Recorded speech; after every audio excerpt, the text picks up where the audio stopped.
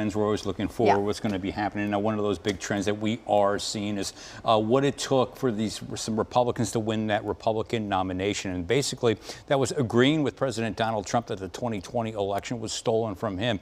Now, these so-called election deniers played a high-profile role in the president's failed efforts to overturn the election results 6 years ago. And now they find themselves leading the state GOP into the November elections as the party tries to take back the top offices here in Arizona. And let's start with Andy Biggs, who has easily won his primary for governor. Now, following the 2020 election won by Joe Biden, Biggs refused to certify the results over unproven claims that it was stolen from Donald Trump. And Republican voters backed attorney and state lawmaker Alexander Kolodin in the Secretary of State's race, the top election official in Arizona. Now, 6 years ago, Kolodin took part in lawsuits that alleged with zero proof that there was widespread voter fraud. Now, these suits were quickly dismissed, and he was eventually admonished by the state bar and placed on probation. And finally, there's Warren Petersen, who won the Republican nomination for Attorney General. He currently serves as a president of the state Senate. And earlier this year, he complied with a subpoena to hand over documents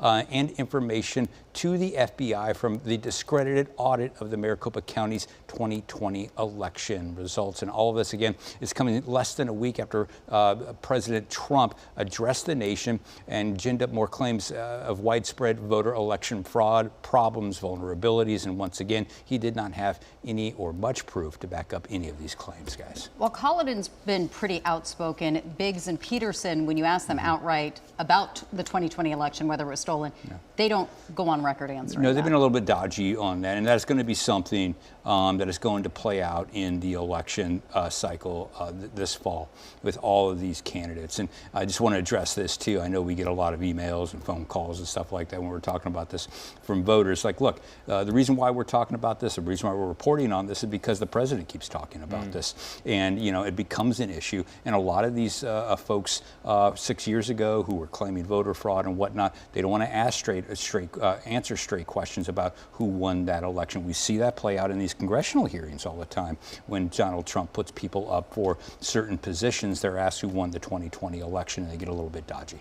But I mean, you know, people have all these other issues, affordability and housing and health care. Does Congressman Biggs want to spend time relitigating 2020? Absolutely not. He does not want to be talking about that, and that's why he's probably going to, again, be a little bit dodgy and pivot just like on that. He's going to say, like, look, we're not going to relitigate this. We want to talk about moving forward, how we can make things better for Arizona. But it's still an issue that's out there, particularly when the Republican president is the one who keeps bringing this back up, again, 6 years later.